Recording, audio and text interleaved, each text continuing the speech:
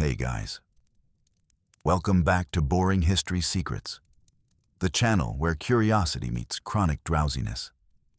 Imagine standing on a windswept Irish hillside 200 years ago.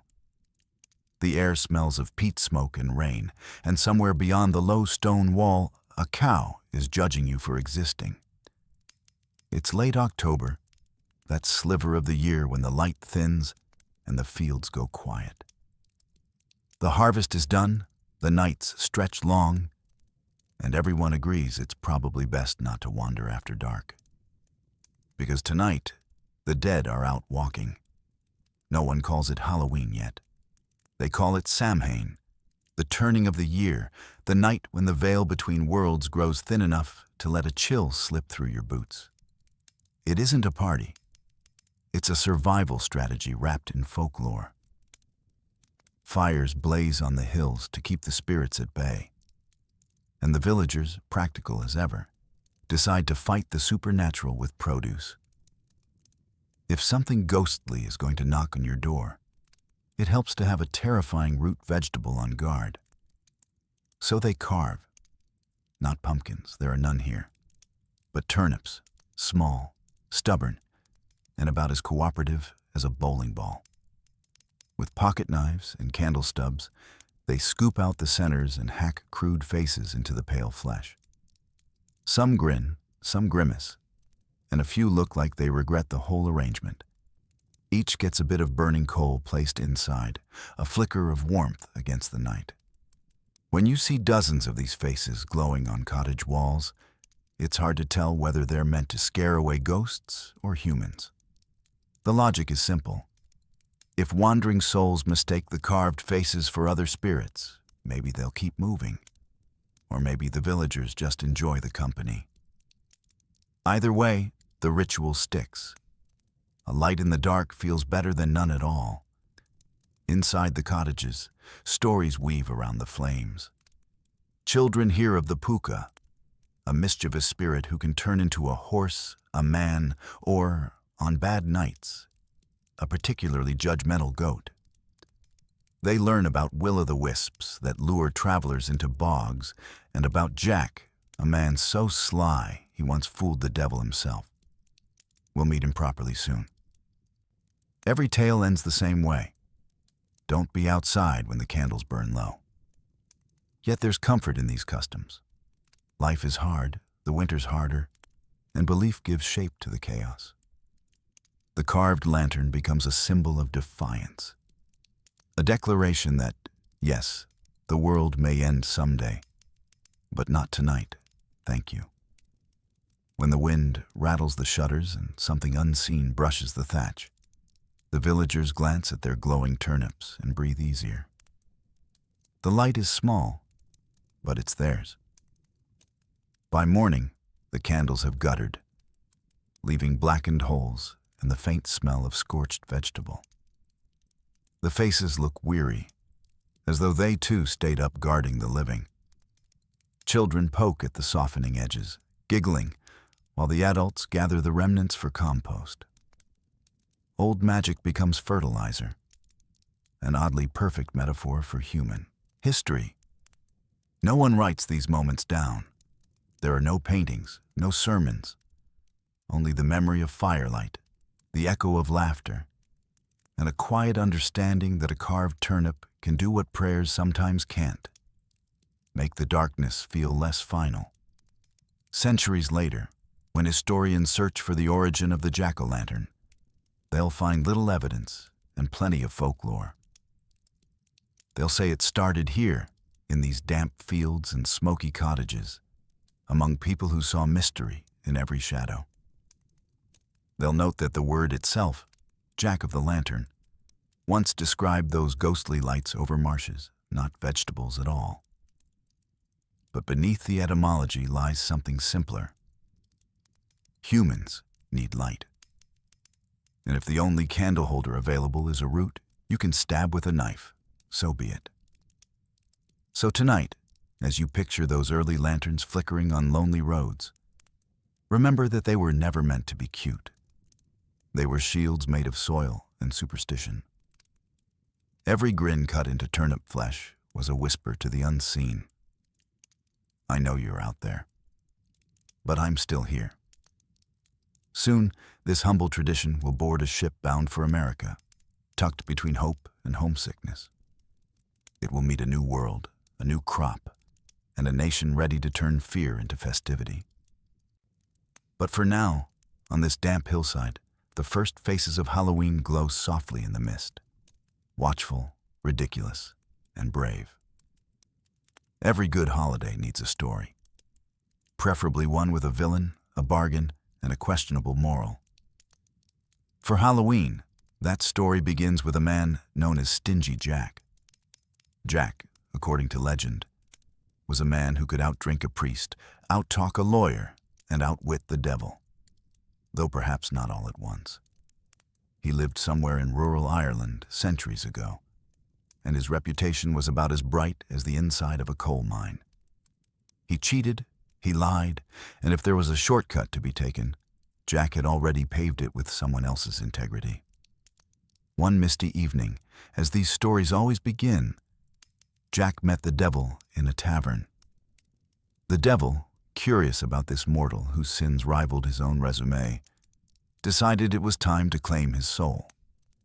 But Jack, ever the negotiator, suggested a drink first.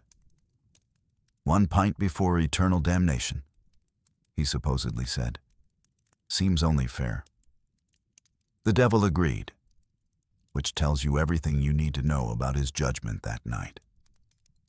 When the time came to pay, Jack confessed he had no money. Instead, he convinced the devil to turn himself into a coin to settle the bill. The devil, flattered and slightly overconfident, did just that. And in the moment he transformed, Jack slipped the coin into his pocket beside a small silver cross. Trapped and powerless, the devil found himself hostage in the world's least comfortable wallet. Jack made a deal. If the devil promised to leave him alone for a year, he'd let him out. The devil, humiliated, agreed. When the year ended and their paths crossed again, Jack was ready with another trick. This time, he lured the devil up an apple tree with promises of just one more sin before supper. Once the devil climbed high, Jack carved a cross into the bark, trapping him again. He made another bargain, 10 years of peace, and the devil, thoroughly outmaneuvered, accepted. But even tricksters meet their end. When Jack finally died, he marched confidently to the gates of heaven, only to be turned away. You've lied, cheated, and scammed your way through life, St. Peter said. We're not running a gentleman's club up here. So Jack turned to hell, where the devil was waiting, still nursing his pride. The devil smirked. You made me promise not to take your soul, he said, and I keep my promises. And so Jack was turned away from both heaven and hell, doomed to wander the earth forever. When he asked for a light to see his way, the devil tossed him a single burning coal, a final parting gift. Jack hollowed out a turnip, placed the ember inside, and began his endless walk through the misty fields, forever searching for a resting place. People said that on cold, windy nights, you could see him drifting through the darkness, a lonely figure with a flickering lantern, neither living nor dead. They called him Jack of the Lantern. Over time, the name softened into Jack-o'-lantern. The tale spread like candlelight, from taverns to cottages, from Ireland to Scotland, and eventually across the sea. Parents told it to their children as a warning against greed, though it mostly just discouraged them from making deals with strangers in bars. The story took on a life of its own, reshaped by every retelling. Some versions made Jack a fool, others a hero, and a few insisted he still wanders the fields, knocking politely on doors when the wind blows just right. Whether Jack ever existed doesn't matter. What mattered was the image. a glowing face in the dark, carried by someone who cheated both heaven and hell. A light that never truly went out. And perhaps that's why the Irish began carving their lanterns, not merely to scare ghosts away, but to honor the man who couldn't find his way home. If you've ever walked a country road at night and seen a strange light bobbing in the distance, too low to be a lantern, too high to be a reflection, congratulations. You've witnessed what our ancestors might have called a jack-o'-lantern. Not the carved kind, but the natural kind. Small, ghostly flames that appear over bogs, swamps, or damp fields. Science now tells us these are caused by gases from decaying plants igniting spontaneously. The polite way of saying, the ground is burping fire. But to those who saw them centuries ago, they were mysterious, sometimes malicious, and definitely worth a good story. In Irish and Scottish folklore, these flickering lights were said to be spirits or fairies, leading travelers astray. They danced just far enough ahead to lure the curious into danger, vanishing the moment anyone got close. People called them will-o'-the-wisps, corpse candles, or simply Jack's lights. Whatever the name, the message was clear. Don't follow strange glows into the marsh, no matter how bored you are. The connection between those wandering lights and Jack's eternal lantern was inevitable.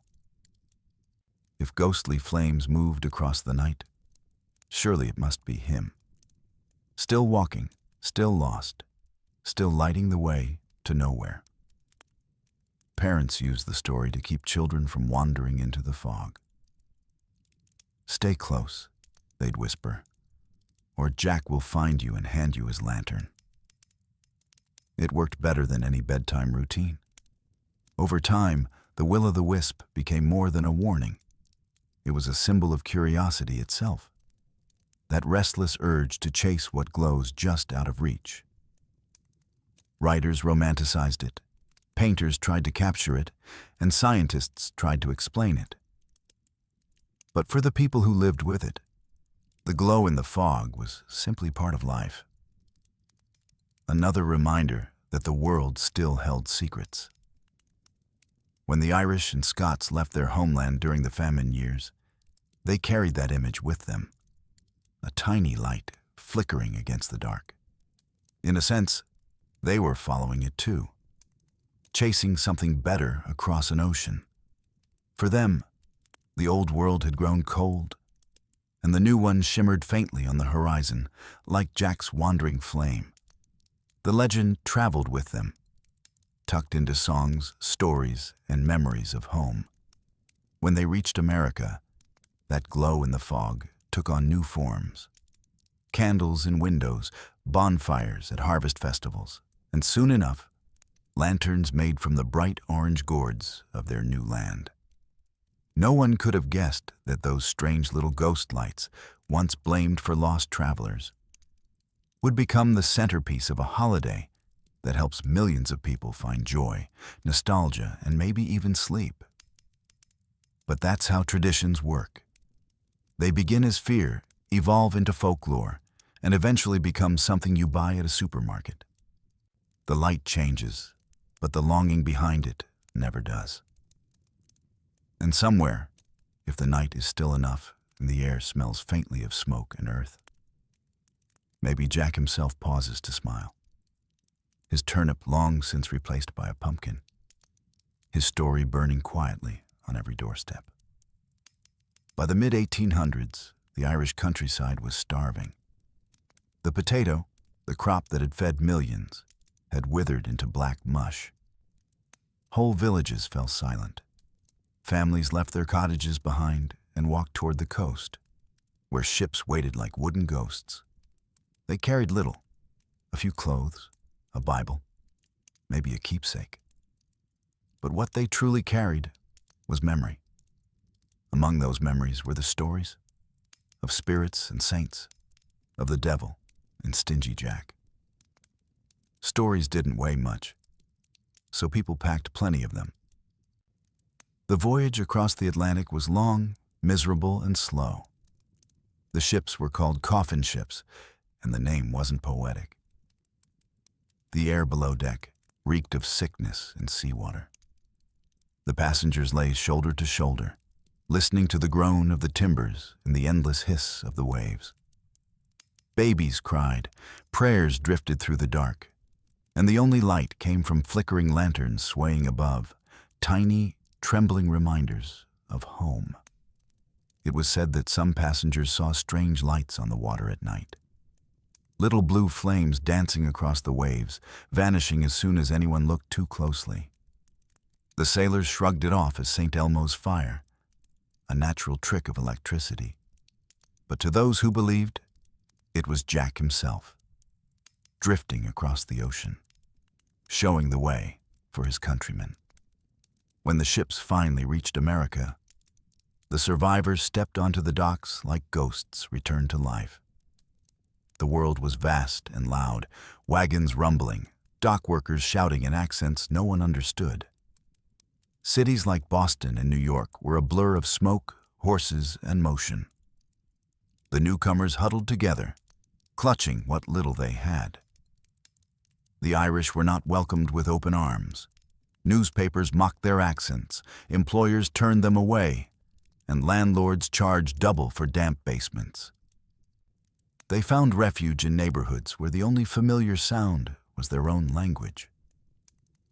But in those crowded tenements, the old customs endured. On cold nights, they told the story of Jack again, the man with the lantern who refused to surrender. He became something more than a legend. He was a symbol of endurance, a reminder that even when cast out, one could still carry light. When October came, the air in their new country felt oddly familiar. The chill, the shorter days, the smell of smoke, all of it stirred old instincts. They couldn't light bonfires on the hills anymore, but they could light candles in their windows. And when they carved their little lanterns again, they used whatever they could find: potatoes, beets, or turnips from the market. And somewhere in the quiet of those immigrant neighborhoods, a change began. The American soil was different, and so was the harvest. Turnips were scarce, but there were other vegetables, bigger, softer, easier to hollow. The first time someone reached for a pumpkin, it must have felt like finding an old song in a new key. If the Irish had brought their legends, America brought the produce. Here the earth grew things on an ambitious scale.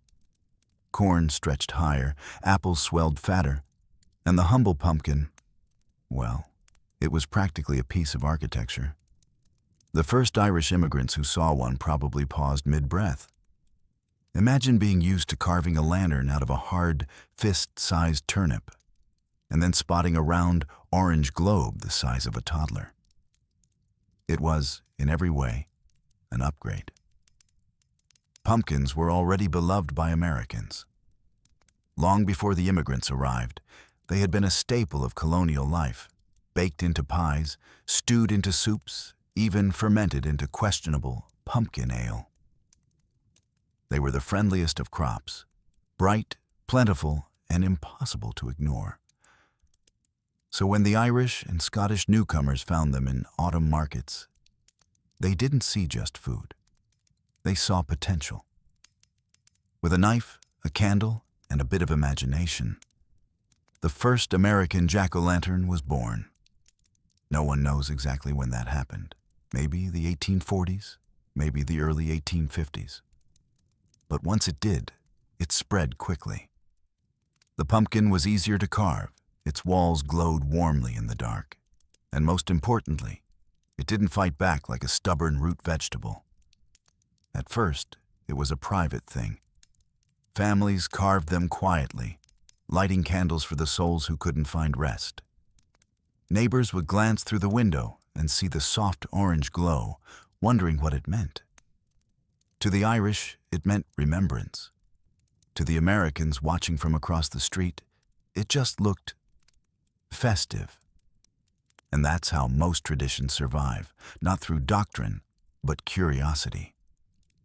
Someone sees a small light in the dark and thinks, that looks nice. Maybe I'll try it too. By the next generation, the meaning had already begun to shift. The pumpkin lanterns appeared not only in immigrant neighborhoods, but on porches and farms, spreading from city to countryside. In a nation filled with new beginnings, the ritual of carving something familiar felt like home. It didn't matter that few remembered Stingy Jack or the Devil's Bargain. What mattered was the glow, the way it softened the night and made the cold feel less cruel. The pumpkin was no longer a symbol of punishment or purgatory. It was a symbol of warmth. Farmers began growing more of them each year. Markets filled with orange towers. Children picked their own pumpkins to carve, not because they feared spirits, but because it was fun. The old superstition had become a shared joy. And in that small transformation, from fear to festivity, something beautiful happened. The jack-o'-lantern became American. It was no longer a tale whispered by the fire, but a beacon on every doorstep, shining for anyone who passed by. The immigrant families who once lit candles for lost souls now watched their children laugh under the same glow. And somewhere, far across the ocean, the wind over Ireland's hills might have carried a faint whisper of approval. Jack's lantern had finally found its home, and it had grown a lot bigger. Every immigrant brings a piece of home with them, a song, a story, a superstition, or in this case, a root vegetable with emotional baggage. But America had a way of turning everything old into something bigger, brighter, and slightly more marketable. The humble lantern of the old world, once a flickering tribute to wandering souls, was about to get a major upgrade. The pumpkin wasn't just easier to carve, it was theatrical. It glowed with a deep orange warmth that made even the gloomiest October night look cozy. It smelled faintly sweet when you cut into it, the way damp earth smells right before rain. And when you set a candle inside, the whole thing looked alive. Not sinister, but kind, like a friendly ghost that paid rent on time. In the small immigrant communities of New England and the Midwest, this new version of the old custom spread quietly.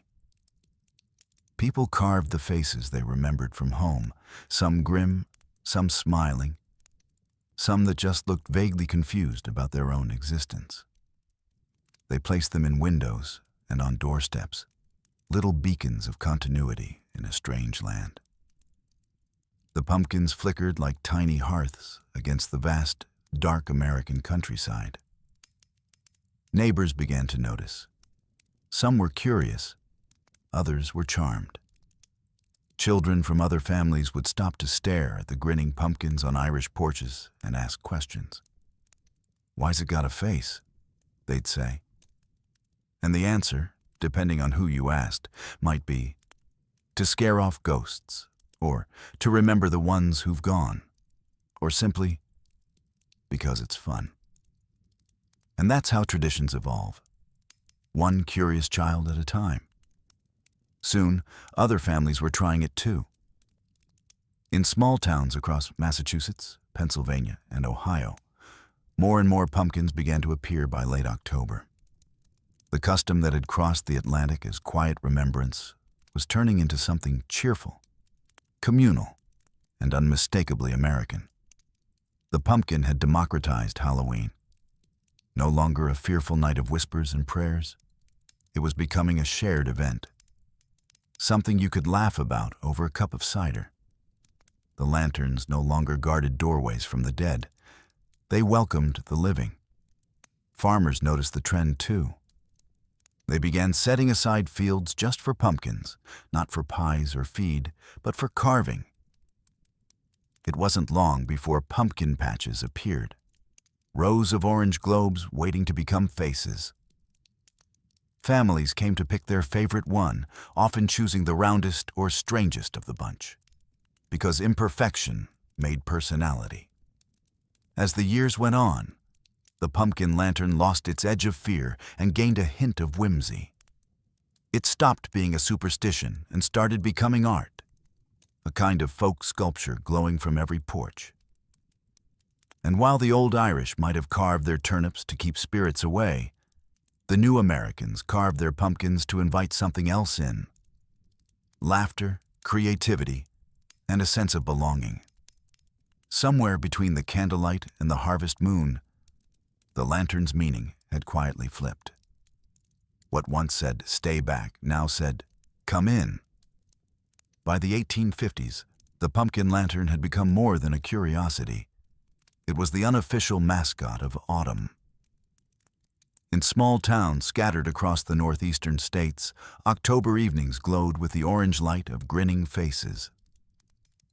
What began as a whisper of Irish superstition was becoming a national habit. Imagine it. The sky streaked with pale sunset, smoke curling from chimneys, and along dirt roads, the faint, flickering smiles of pumpkins on porches. The air smells like apple cider, damp leaves, and a hint of candle wax. The laughter of children drifts through the twilight. No one calls it Halloween yet, but the spirit of it is there. Warm, mischievous, and alive. The earliest American jack-o'-lanterns were simple things. A few rough cuts for eyes, a triangle nose, and a jagged grin that could be either friendly or slightly unhinged, depending on how much cider the carver had enjoyed. The goal wasn't artistry, it was atmosphere. Inside small parlors, families watched the lanterns from their windows. The glow against the night was comforting. It felt like a tether, a reminder that the world, though vast and sometimes lonely, still had light in it. For immigrants who had left everything behind, that little flickering flame might have been the most familiar thing in the world. In some towns, the carved pumpkins became local curiosities.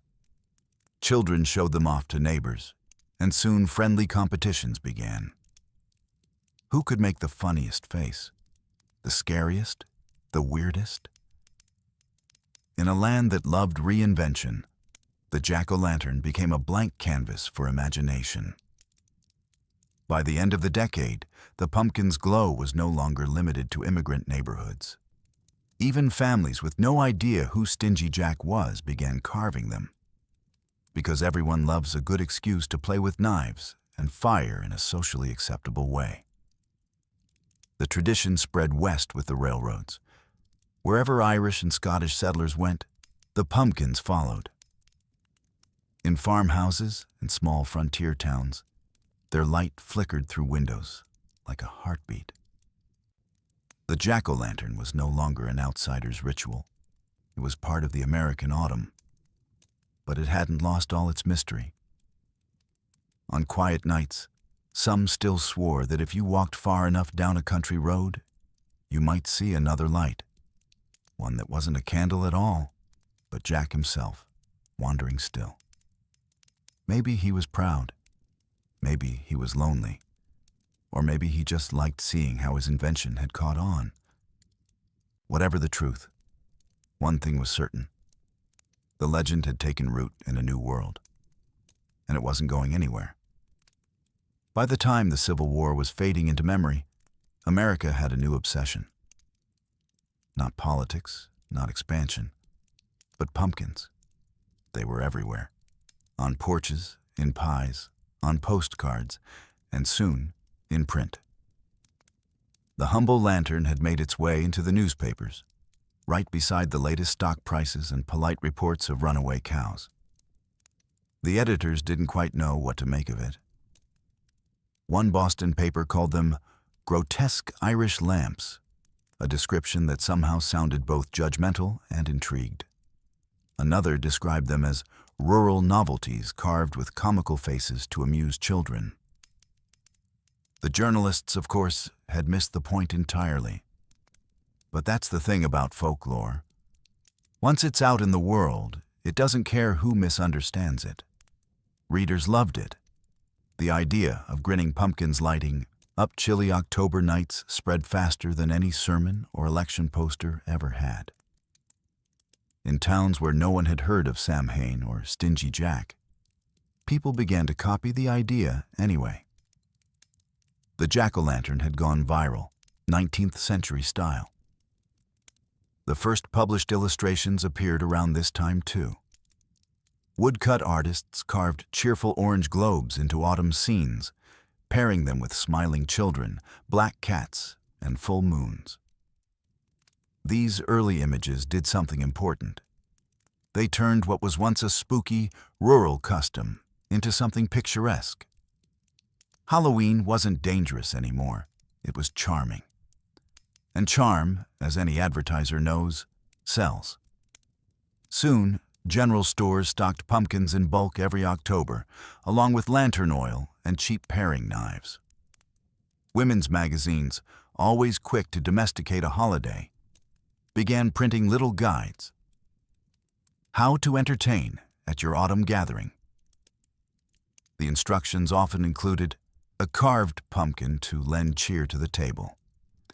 One even advised readers to give the face a merry expression, for young minds should be amused, not terrified. A solid motto for life, really. The lantern had become a social event. Families gathered to carve together, trading jokes and cider, flicking pumpkin seeds at one another across the table. The glow that once symbolized mystery now represented comfort. It was, in its own gentle way, the American dream in vegetable form. But as the pumpkin grew more popular, its origin faded. Few remembered the Irish turnips or the man with the cursed lantern. By the late 1800s, the jack-o'-lantern was no longer about the thin line between life and death. It was about creativity, community, and seasonal decor. The papers praised it for brightening the domestic spirit and keeping the youth content indoors, which is the most Victorian compliment imaginable. Still, beneath the laughter, the old rhythm lingered. Lighting a candle in the dark, no matter how cheerful the face carved around it, always carried a whisper of the past, a hint of reverence for what was lost and found again. That's the strange alchemy of tradition. It forgets its reasons, but keeps its feeling. So when a farmer in Ohio placed a pumpkin lantern on his porch in 1882, he probably didn't think of Ireland or Jack or the devil's deal. He just thought it looked nice. But unknowingly, he was keeping an ancient promise to remember the light, even when you no longer remember why. As the 19th century deepened, America needed something cheerful. The nation had survived war, industrial smog, and the invention of the alarm clock, a trauma in itself. Life was faster, noisier, more crowded than ever. Cities grew taller, streets busier, nights brighter. But in October, when the air turned crisp and the leaves began their quiet applause, people longed for something simple again. That's when Halloween found its footing, and pumpkins were its calling card. By the 1880s, rural harvest festivals were already a tradition. Towns held gatherings with hay rides, apple bobbing, and pie contests, the sort of events where gossip traveled faster than horses. But when the pumpkin joined the celebration, everything clicked. It wasn't just a decoration, it was the mood. One glowing face could turn a barn dance into a festival. Children, of course, adored it. They made up games around their carved pumpkins, whispering ghost stories as candlelight danced on the walls.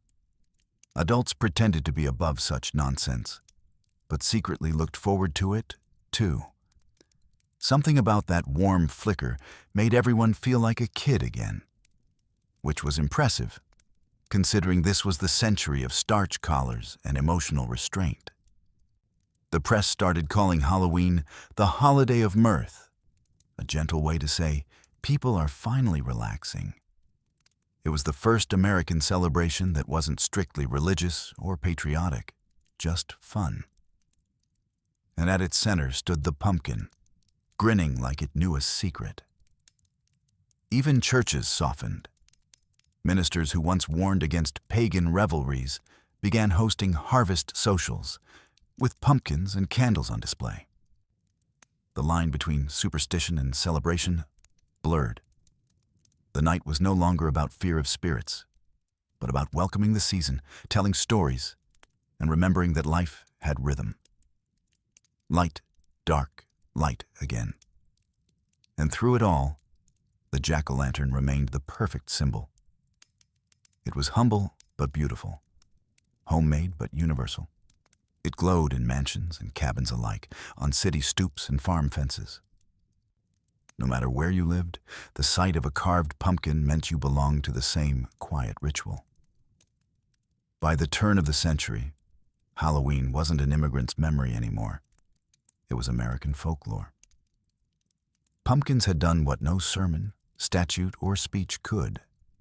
They united people through simple wonder. They didn't just illuminate the night, they softened it. So if you ever wonder why we still carve them today, it isn't just nostalgia.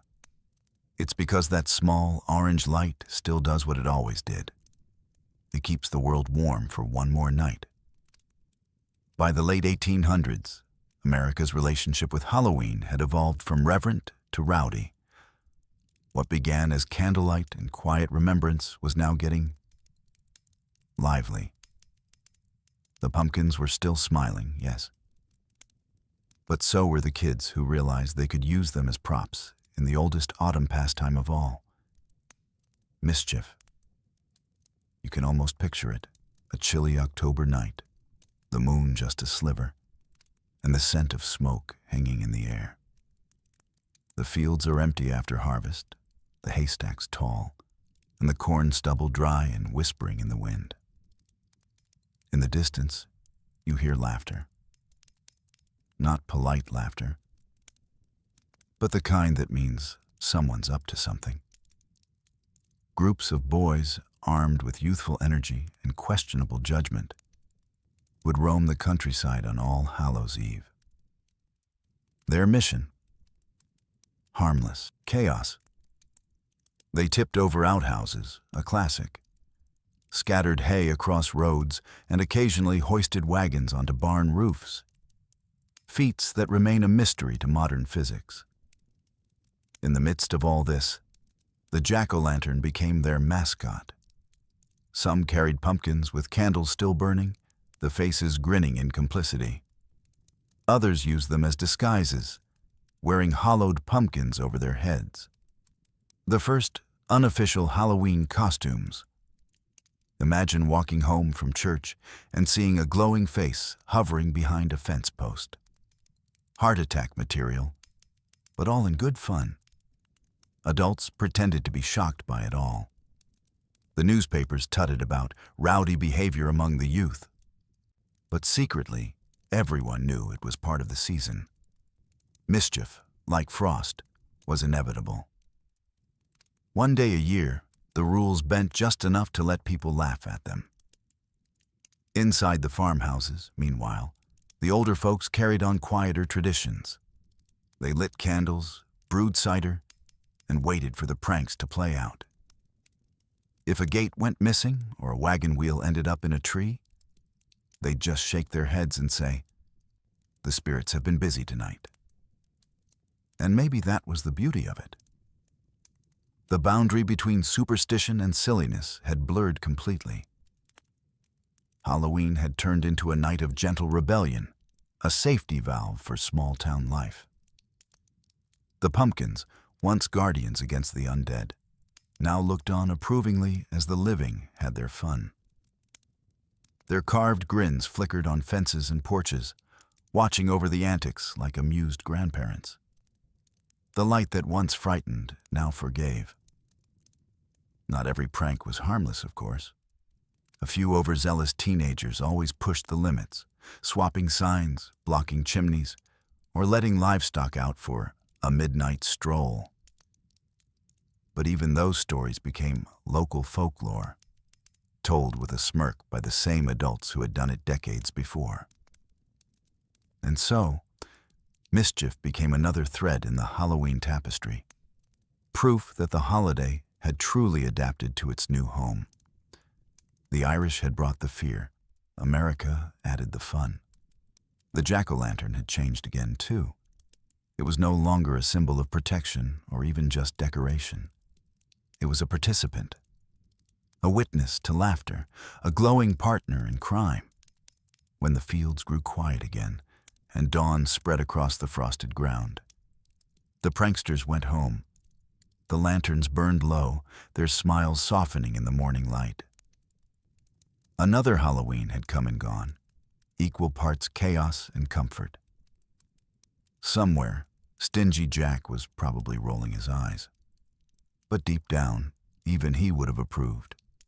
If the boys had their fun outside, the adults had theirs inside, in the warm glow of parlors that smelled like apples, smoke, and old wood polish. By the 1890s, Halloween had become fashionable in polite society. Not the wild, ghostly night of old, but a cozy evening of parlor games, fortune-telling, riddles, and romantic nonsense conducted under candlelight. It was Victorian entertainment at its finest. Harmlessly spooky, gently flirtatious, and supervised by an acceptable amount of cider. The magazines of the day were full of instructions. To see your future husband, one advised, walk backward into a dark room with a mirror and a candle. The face you glimpse beside your own shall be his. Another suggested peeling an apple in one long strip and tossing it over your shoulder. The peel, they claimed, would form the initials of your true love.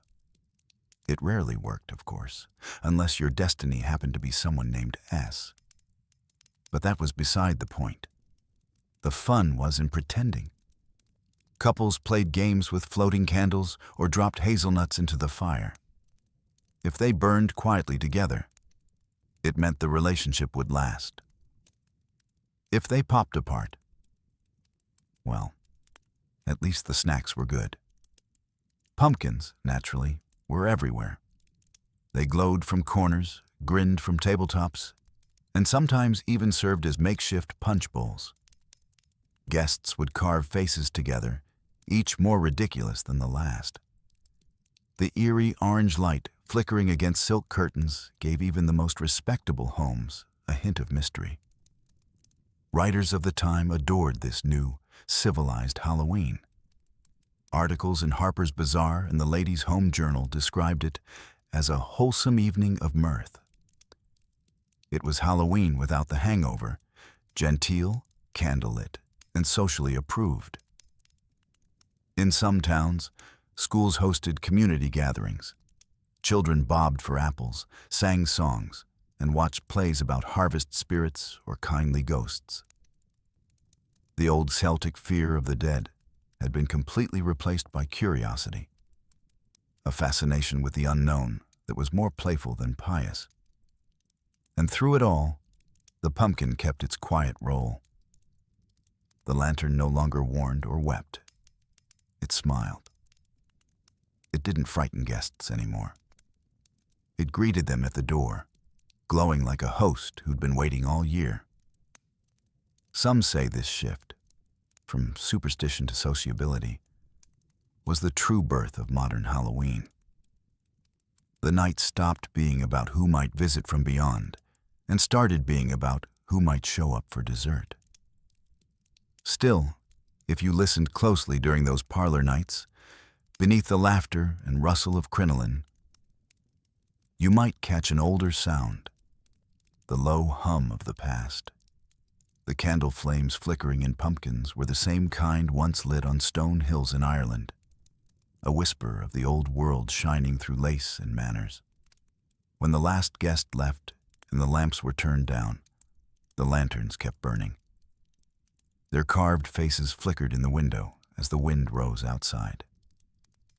And if a traveler happened to pass by, they'd see those glowing smiles and think, just for a moment, that perhaps the spirits still wandered after all, only now with much better lighting. End of chapters 10 and 11. Would you like me to continue with chapters 12 and 13 next? The pumpkin becomes American, and the rise of the Yao pumpkin farmer. Jazai, yes, ChatGPT's perfect. Here are chapters 12 and 13, written in the same soothing, witty, and immersive style as before. Each chapter keeps that calm bedtime rhythm with slow descriptive pacing, gentle humor, and warm imagery that fits boring history secrets perfectly. By the turn of the 20th century, the pumpkin had done something very few immigrants could. It had completely assimilated. It no longer spoke with an Irish accent, carried a turnip in its luggage, or mentioned Stingy Jack at parties. It was fully American now. Bright, bold, and entirely too photogenic for its own good. In paintings, postcards, and advertisements, pumpkins appeared everywhere. They sat on hay bales beside smiling children. They decorated grocery store windows. They became shorthand for autumn itself, the orange punctuation mark at the end of summer. The jack-o'-lantern had shed its ghostly roots and stepped into the limelight. The old Celtic fear of spirits had melted into something distinctly American. Nostalgia. The glowing face wasn't a warning anymore. It was an invitation. By now, Halloween was a celebration of community. Families gathered for games, church socials, and barn dances. Towns decorated their main streets with pumpkins strung on fences, glowing softly as the lamplighters did their rounds. Even the smallest village tried to outdo its neighbors. A reporter in 1901 described a local harvest festival where every porch grinned in orange. There was something uniquely American about it, that mix of warmth, humor, and mild competition. The pumpkin's grin wasn't just about ghosts anymore. It was about personality. Some smiled kindly, others looked mischievous, and a few were downright artistic. One Illinois paper ran a contest for Most Expressive Pumpkin. The winner was described as a face of such tragic dignity that Shakespeare himself would weep. But beneath the playfulness, the ritual remained the same. People still gathered around the table, carving together by candlelight. The soft thud of knives against pumpkin rind, the laughter of children, the gentle scrape of spoons. It was the sound of continuity. For all the progress and industry surrounding them, this simple act reminded people of something timeless. The pleasure of creating light from darkness. It wasn't just a decoration. It was a statement. A carved pumpkin said, "We made it through another year." It said, "There's still warmth left in the season." And perhaps, deep down, it still whispered the oldest truth of all, that remembering brings peace. By 1910, the pumpkin wasn't just part of Halloween. It was Halloween. The turnip was forgotten, the superstition dissolved, and in its place stood a grinning orange emblem of joy. The holiday had lost its fear and found its heart. And so, the jack-o'-lantern, once a lonely light in the Irish mist, had become America's favorite smile. Every trend needs an industry, and by the early 1900s, Halloween had one. What started as a homespun ritual had grown into a full-blown seasonal economy, and the pumpkin was leading the charge like a cheerful, round general.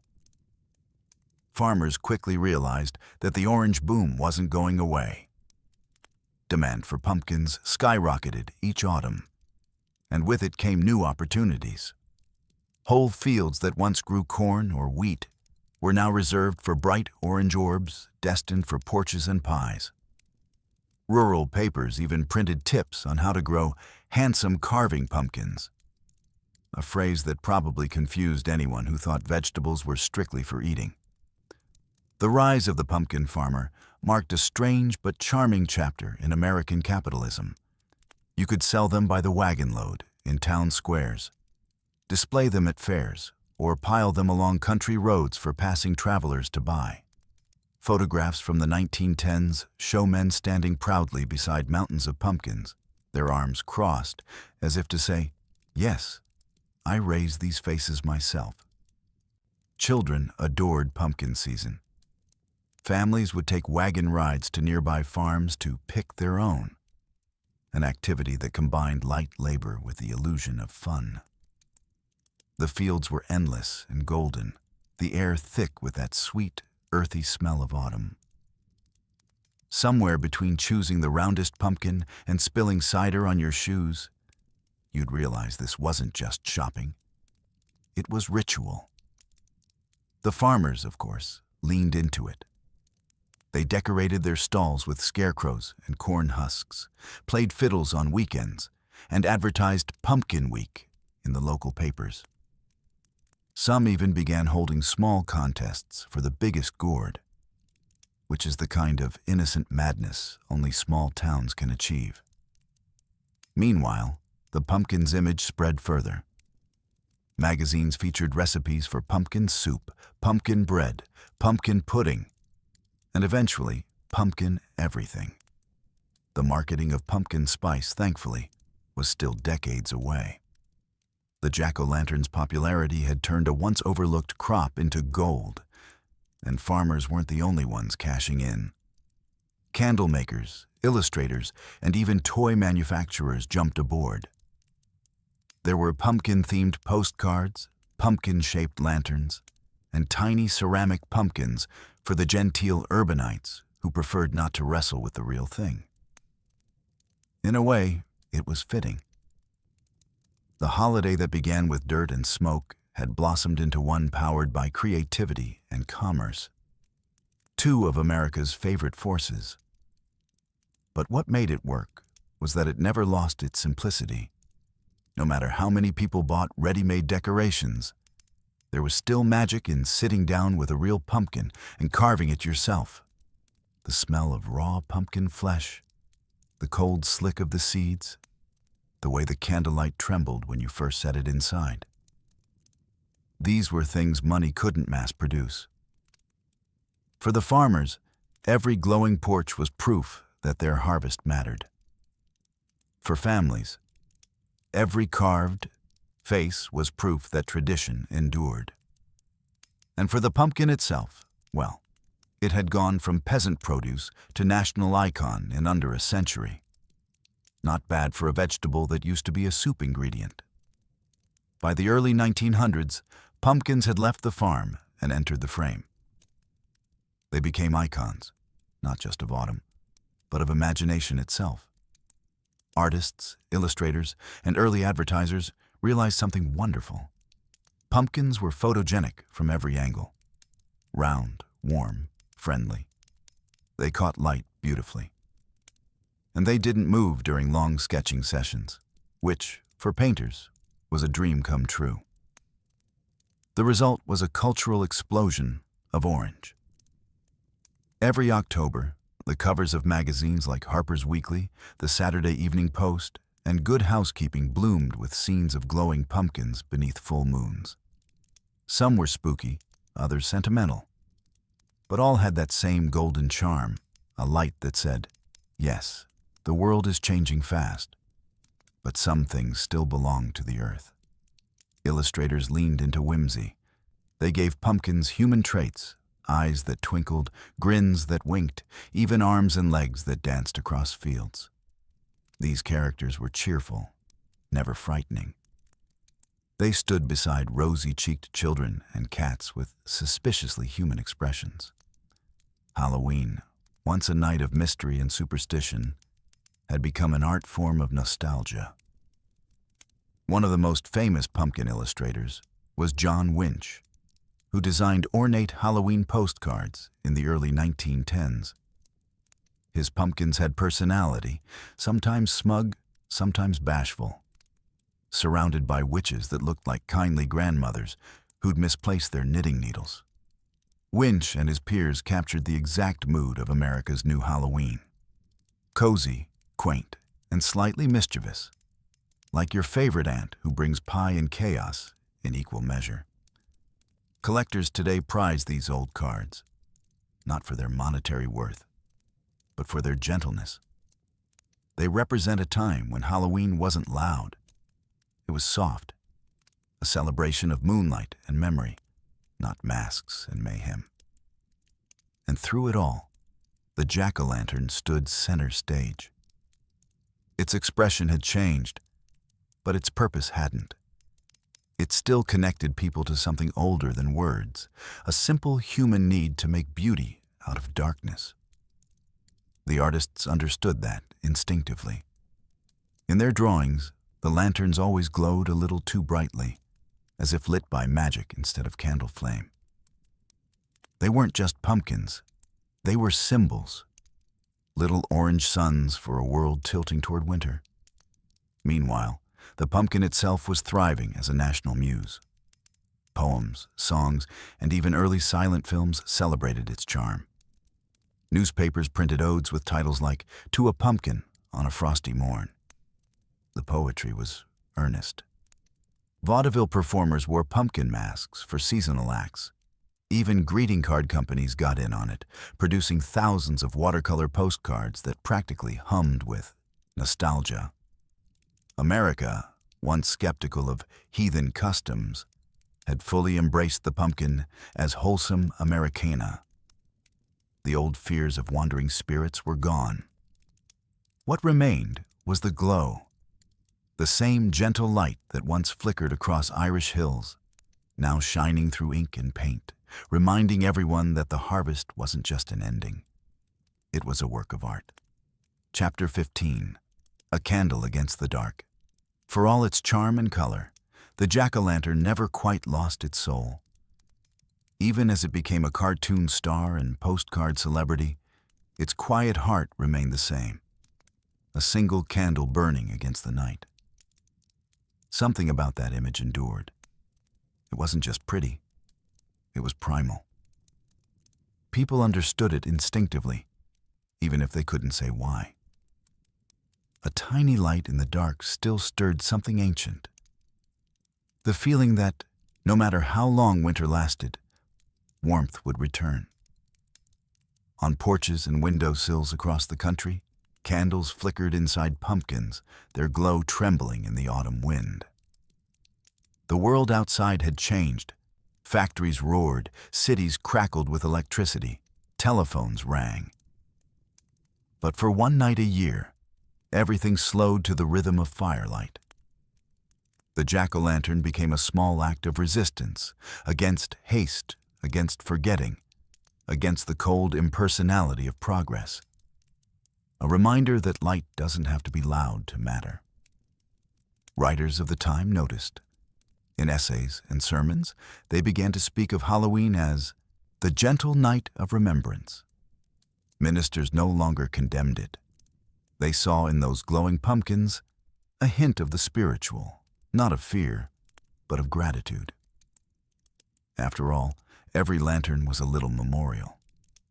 Not to Jack or the devil anymore, but to family, harvest, and the turning of the year. To the endless cycle of endings that are also beginnings. There was poetry in it. The candle burned down slowly, hour by hour, while the faces around it smiled into the dark. The wax pooled, the flame bent low, and for a moment, the whole world seemed to breathe in sync with that small, flickering heart. Parents began passing the tradition down more deliberately. Each October, they'd tell their children, "Go on, carve your pumpkin. Make it funny, make it fierce, make it kind." And as the children worked, the adults would light the first candle, setting it gently inside. "There," they'd say. "Now it's alive."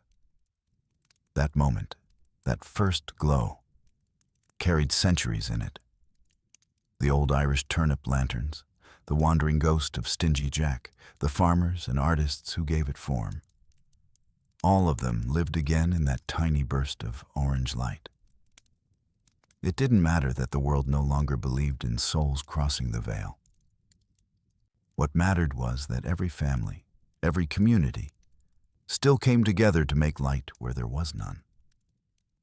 That, more than anything, was the real meaning of the jack-o'-lantern. So when you see one glowing on a porch, even today, remember that it isn't just decoration. It's memory, fire, and faith disguised as a vegetable, a candle against the dark, a promise that even the smallest light can last through the longest night.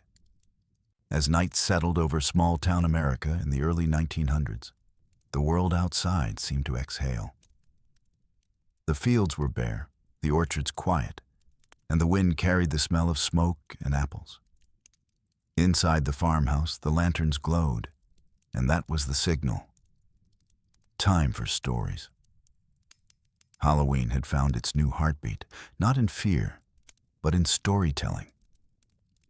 Families gathered close to the fire, the carved pumpkins watching from the window, their smiles flickering with the flame. Someone, often the grandfather or the neighbor with the best dramatic pause, would clear their throat and begin. The stories were never truly terrifying. They weren't meant to be. They were slow, drifting tales that curled through the room like smoke. Stories about travelers who met glowing lights on lonely roads or mysterious knocks on cabin doors during storms. Sometimes they ended in laughter, sometimes in quiet wonder. But always, they reminded listeners that the world still had mystery, that some things couldn't be explained by telegraphs or trains. In an age obsessed with progress, these moments felt sacred. While the world outside was speeding into the future, Halloween evenings lingered in the past. A brief pause when people remembered how to listen. Pumpkins, of course, played their part. The flickering faces made perfect stage lighting, casting moving shadows across the walls. A child might glance at one and swear it winked. Someone would joke that maybe the lanterns were listening too, holding the stories inside them for next year.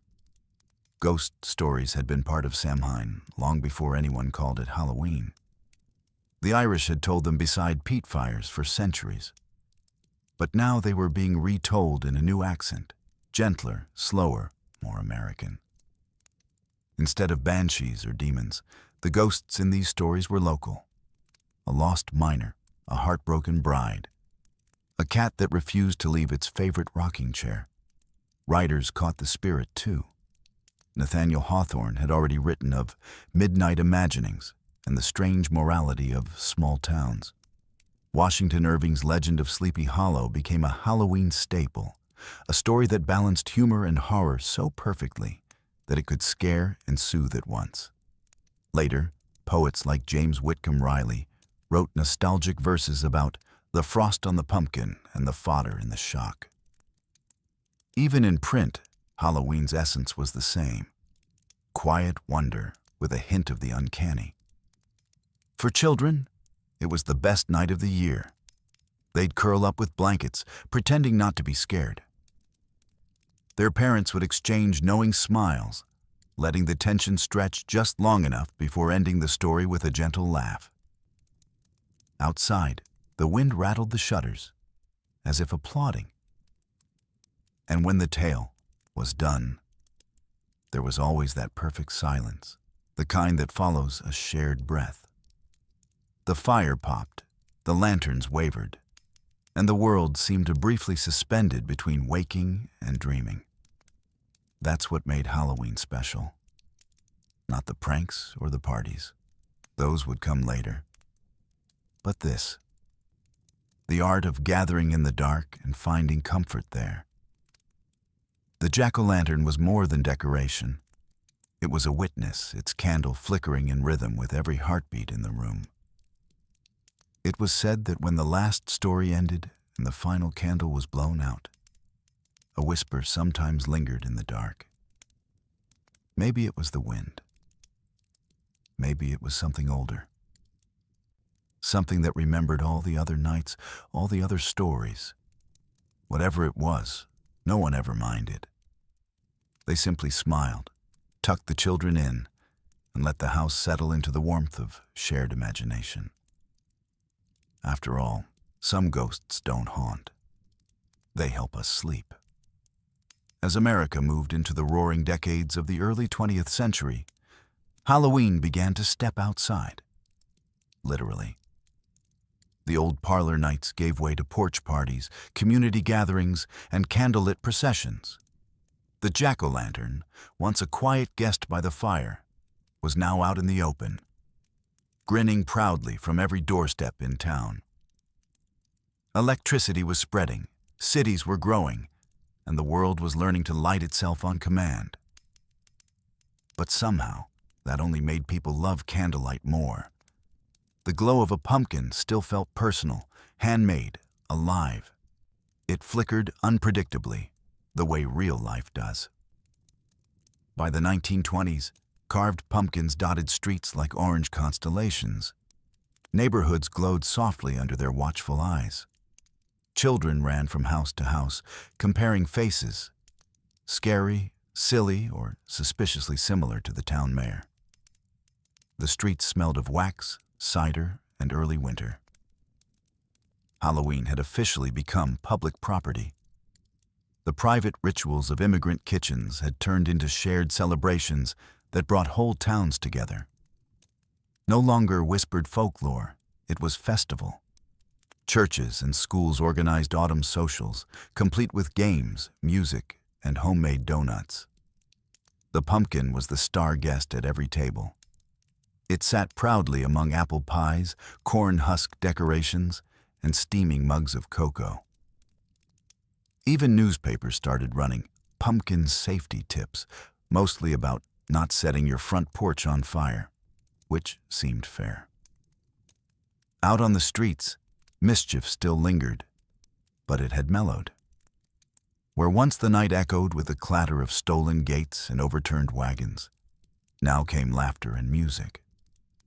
The jack-o'-lanterns had tamed the chaos. Their warm glow turned potential trouble into shared joy. And as the years rolled on, the humble pumpkin became something of a social equalizer. It didn't care if you were rich or poor, immigrant or native-born. It looked just as good on a mansion's marble steps as it did on a rickety farmhouse porch. For one night a year, everyone's home was lit the same way, by a grin and a candle. The newspapers loved to describe it. One 1923 column called Halloween, the night when America remembers how to play. Another wrote, each pumpkin face seems to smile not at ghosts, but at neighbors. That was the shift. Halloween had stopped being a night of protection and become a night of connection.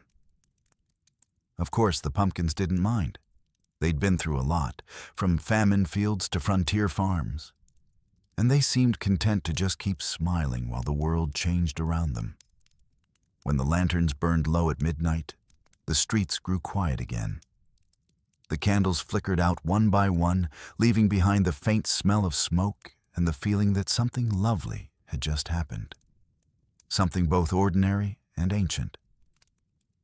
And maybe that's why Halloween endured. Because it never really belonged to the past or the future.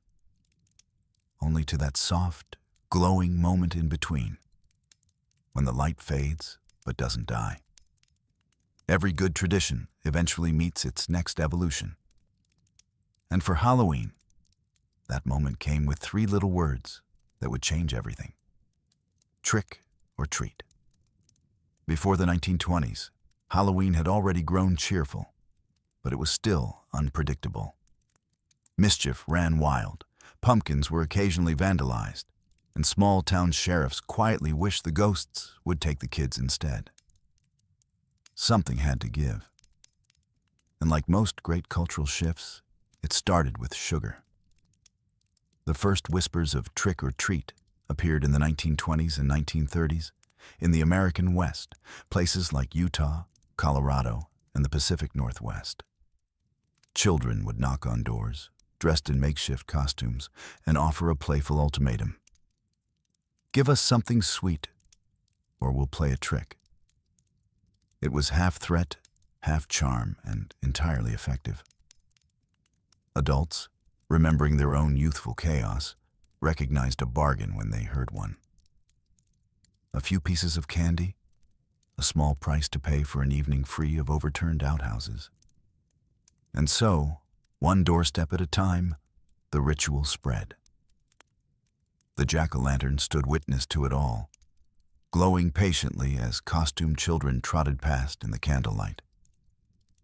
From its perch on the porch, it watched devils, fairies, and pirates parade by, each with a paper bag or pillowcase swinging like treasure. The same candle that once frightened spirits now illuminated giggling ghosts. Halloween had become officially child-friendly. By the 1940s, newspapers were using the phrase trick or treat as if it had always existed. Candy companies took notice, of course. They always do. Adverts for chocolate bars began appearing in October with cheerful slogans like, "Save your fences, give candy." The great commercial partnership between sugar and fear was born. Then came the 1950s, the golden era of suburban lawns and orderly neighborhoods. Trick-or-treating exploded. Parents, newly armed with doorbells and disposable income, stocked candy by the pound. Kids planned their routes like generals, marking which houses had the good stuff and which cruel souls offered apples. The pumpkin, naturally, remained at the center of it all. Every glowing face became a beacon, signaling to the children, "Candy here." A porch without a jack-o'-lantern was suspect, either haunted or, worse, empty-handed. It's funny in a way.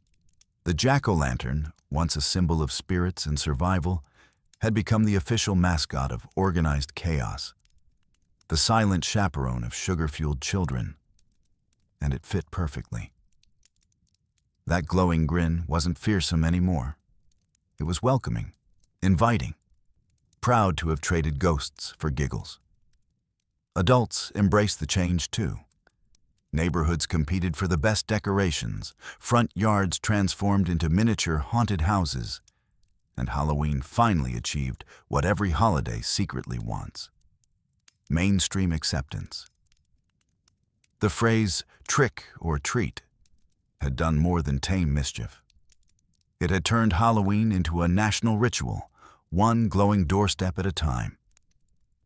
And through it all, the pumpkin kept smiling, as if it knew that the best way to survive history is to evolve with it. If America ever needed proof that the jack-o'-lantern had truly arrived, it came from the one place where myths go to live forever: Hollywood. In the early decades of film, the pumpkin made cameo appearances in short comedies and pastoral scenes, always the friendly farmhand of the season. But as horror cinema grew in popularity, that same grinning face found a new career: ambiance. One flicker of a candle inside a carved pumpkin could set a tone faster than any script. It said October, it said beware, and most importantly, it said Halloween. Directors loved it. The pumpkin became a visual shortcut for the spooky and the sentimental alike. Whether it sat on a witch's porch in a 1930s black and white reel or gleamed behind Vincent Price in the 1950s, that orange glow worked like magic. But the true superstardom came later, in 1978 to be exact, when a low-budget horror film called Halloween used the jack-o'-lantern as its opening image. Just a simple shot. Darkness, a flickering candle inside a carved pumpkin, and the slow hum of something ominous. That image alone changed everything. The pumpkin, once a symbol of laughter, now had range. It could be comforting or creepy, heartwarming or horrifying all at once, like the Mona Lisa of vegetables. From that moment on, you couldn't separate Halloween from its pumpkin imagery. Movie posters, title sequences, TV specials all leaned on the lantern's glow. Cartoons like It's the Great Pumpkin, Charlie Brown made it cute again. Horror movies made it menacing. And somewhere between the two, the jack-o'-lantern found perfect balance. Its versatility became its strength. No other object could say both sleep well and check under the bed with equal sincerity. Meanwhile, the pumpkin industry kept pace. Pumpkin patches became photo destinations. Families went not just to carve, but to pose. Magazine covers showed glowing pumpkins beside golden retrievers in sweaters. Somewhere, Stingy Jack rolled his eyes again. But by then, the jack-o'-lantern had gone global. In homes across the world, people who'd never seen an American cornfield carved their own pumpkins, guided by movies, cartoons, and pure curiosity. Hollywood had exported an ancient superstition dressed as a friendly family ritual, and no one complained. The glowing pumpkin had become universal shorthand for mystery, nostalgia, and warmth. Whether on a front porch, a film screen, or a streaming thumbnail, that candlelight meant the same thing everywhere. Settle in. Something delightful or dreadful is about to happen. And maybe that's why it endures. The jack-o'-lantern doesn't belong to fear or fun anymore. It belongs to the imagination, the one flame we never want to extinguish. If you ever doubt the power of marketing, consider this. A holiday that began with starving peasants carving fear into root vegetables eventually became a billion-dollar industry powered by whipped cream and hashtags. Welcome to the pumpkin boom. By the mid-20th century, America was completely besotted with pumpkins. The combination of nostalgia, family fun, and industrial efficiency proved irresistible. Farmers grew them by the acre, factories canned them by the ton, and advertisers sold them by the dream. The pumpkin was no longer just a porch ornament. It was a lifestyle. You could eat it, drink it, wear it on a sweater, or set it on fire in a decorative and socially acceptable way. There were pumpkin pies, pumpkin candles, pumpkin centerpieces, pumpkin-flavored everything. The phrase pumpkin spice had not yet achieved world domination, but the invasion had begun. Canned pumpkin, the great equalizer, made its debut on grocery shelves in the 1930s and 40s, turning laborious baking into a patriotic pastime. Every can promised the taste of home, which was ironic because most homes didn't own pumpkin fields. But no one cared. It was comfort in a tin. Halloween, too, was growing larger by the year. The suburbs gave it room to breathe. Endless rows of identical houses, each with a porch waiting for a lantern. Retailers noticed. Department stores sold pumpkin party sets. Newspapers published carving templates. Even the U.S. Postal Service got festive, releasing pumpkin stamps that made bills look friendlier. The rise of television sealed the deal. Families gathered around glowing screens in living rooms that mirrored their glowing pumpkins outside. It's the Great Pumpkin, Charlie Brown, 1966, turned the holiday into something pure and funny, a story about faith, friendship, and the quiet hope that maybe magic still existed. Meanwhile, farmers' markets and community fairs began hosting pumpkin weigh-offs, where people competed to grow the largest gourd imaginable. These contests became a uniquely American blend of science and showmanship. Part horticulture, part bragging rights. Winning pumpkins could weigh over half a ton, so large that forklifts were involved. Somewhere, Stingy Jack's tiny turnip probably blushed with envy. By the 1980s, the pumpkin had fully conquered the culture. It was no longer confined to Halloween. It owned autumn itself. The orange glow became shorthand for comfort, family, and the sweet melancholy of shorter days. You didn't need a costume or a ghost story. You just needed that soft light in the window to feel that October had arrived. Of course, commercialization took its toll. Plastic jack-o'-lanterns replaced real ones on many porches. Mass-produced decorations filled aisles from August onward. Some lamented that the magic was fading beneath the neon sale signs. But the truth is, the heart of Halloween survived because the ritual remained tactile. A knife, a candle, a pumpkin, and the smell of fresh earth. Even now, when the world scrolls faster than the seasons, the simple act of carving a pumpkin slows everything down. It's messy, meditative, a reminder that joy can still be handmade. The pumpkin boom may have turned the old superstition into an industry, but in doing so, it made sure that little flame would never die. The light just found more places to shine. Every October, something subtle happens in the air, a shift that no calendar can quite capture. The days shorten, the light softens, and the world starts to smell faintly of wood smoke and cinnamon. The season doesn't shout, it whispers. And at the heart of that whisper sits the jack-o'-lantern, glowing like memory made visible. By now, Halloween is everywhere. Parades, parties, movies, candy aisles longer than small rivers. But beneath the noise, its spirit remains astonishingly gentle. It's not really about fear at all. It's about belonging, the same thing it's always been about. When you carve a pumpkin, you're joining a conversation that began thousands of years ago when fire met darkness and people decided to answer it with light. The shape of the flame has changed. Turnip, candle, electric bulb, phone screen. But the meaning hasn't. We still crave that moment of warmth in the cold. The jack-o'-lantern's face, whether smiling or sinister, reflects us.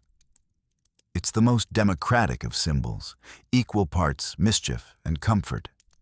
It belongs to no church, no country, no class. It's shared by anyone who has ever looked at the night and thought, let's make it brighter. In many ways, Halloween has become a mirror of modern life.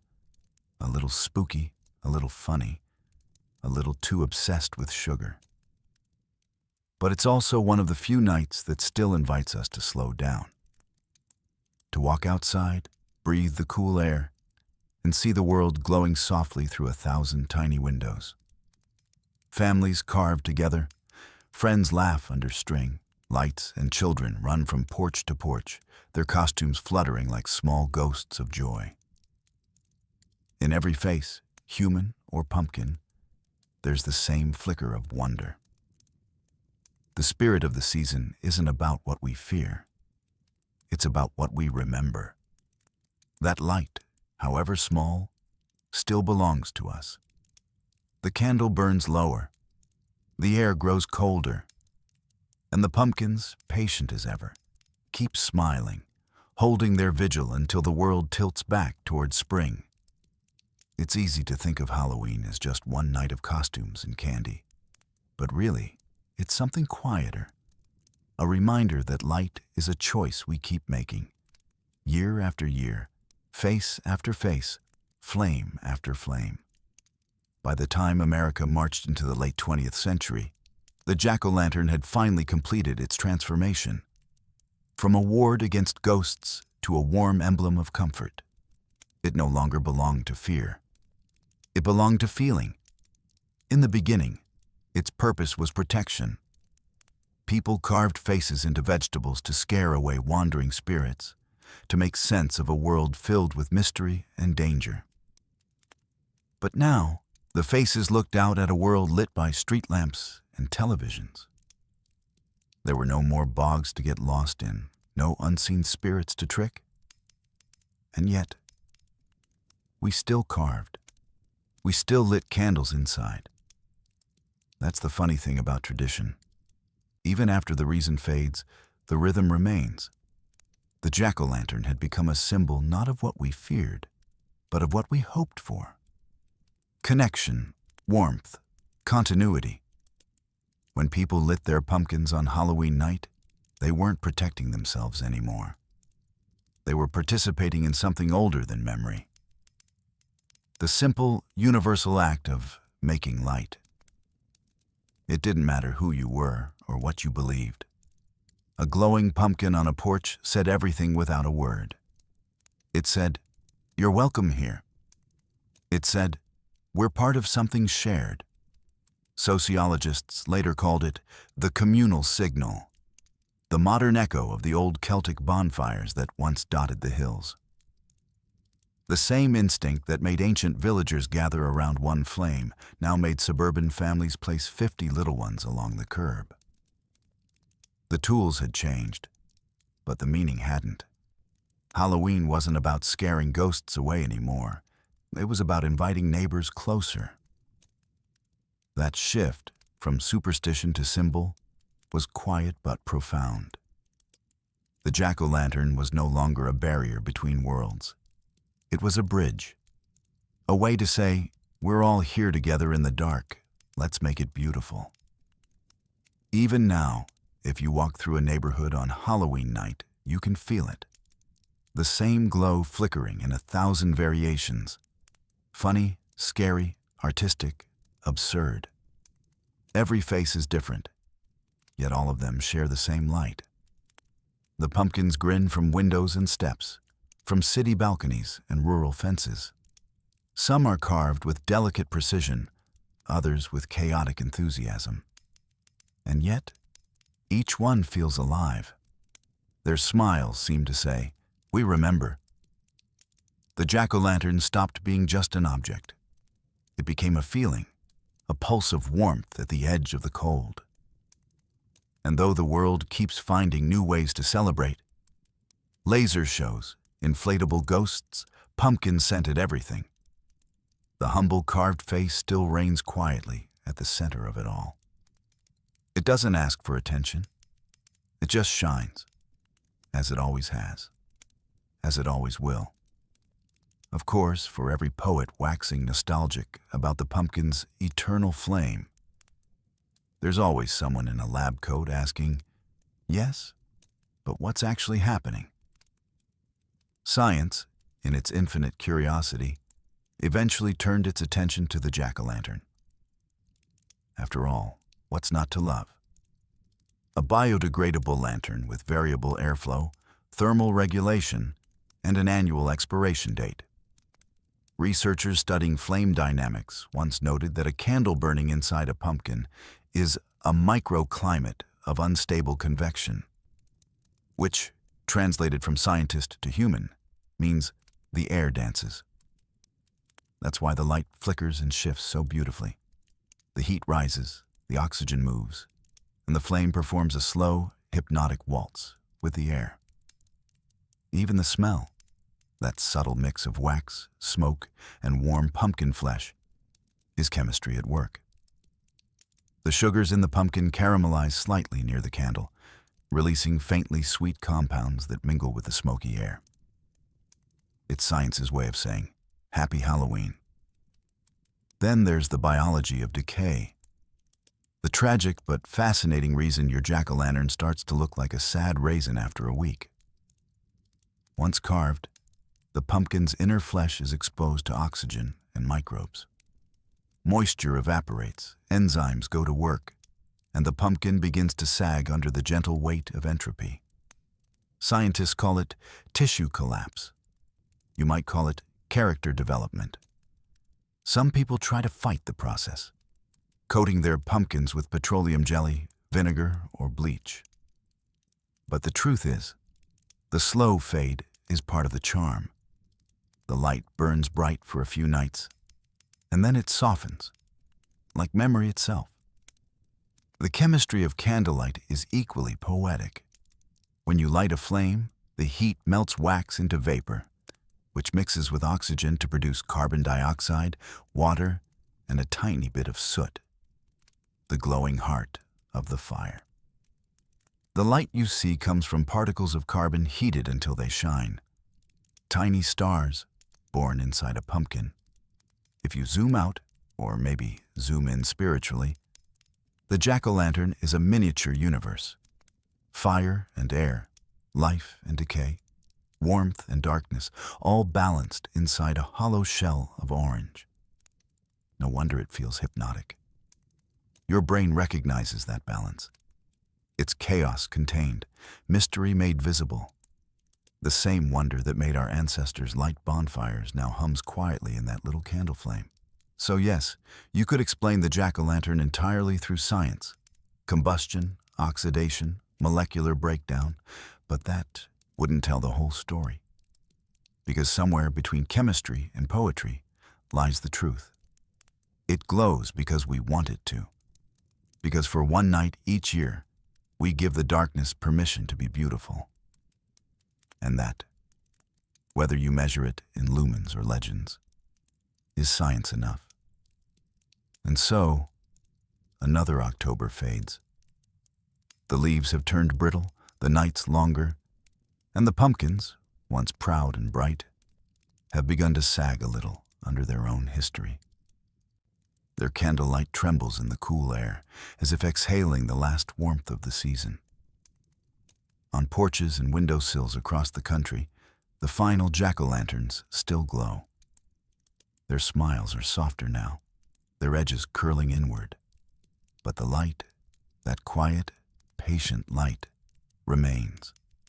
It's the same flame that once flickered in a carved turnip in Ireland, the same spark that crossed the Atlantic in the hearts of homesick travelers, the same warmth that has watched over every October night since. The air smells of wood smoke, damp leaves, and something sweet, that gentle perfume of endings. Down the street, children's laughter fades, replaced by the whisper of wind through empty branches. Somewhere, a candle gutters and dies, leaving behind a curl of smoke that rises like memory. Halloween is over, but it never really leaves. It lingers in the air, in the faint orange afterglow, in the sense that the world just paused to remember itself. The jack-o'-lantern has lived many lives. A superstition, a charm, a toy, a work of art. It has glowed beside monks and miners, farmers and families, trick-or-treaters and tired parents waiting up with a bowl of leftover candy. Through all of it, it's whispered the same small message. Light is worth making. Because that's what Halloween truly celebrates, not darkness, but defiance. The refusal to let the night feel empty. The insistence that even as the world grows cold and the days grow short, we can still carve out a little joy and set it glowing in the dark. If you step outside now and the street is still, you might see one last flicker somewhere. A tiny pulse of orange behind a curtain, or a lantern half melted on a porch. It won't last much longer. But for this moment, it's enough. You can almost feel the centuries humming inside it.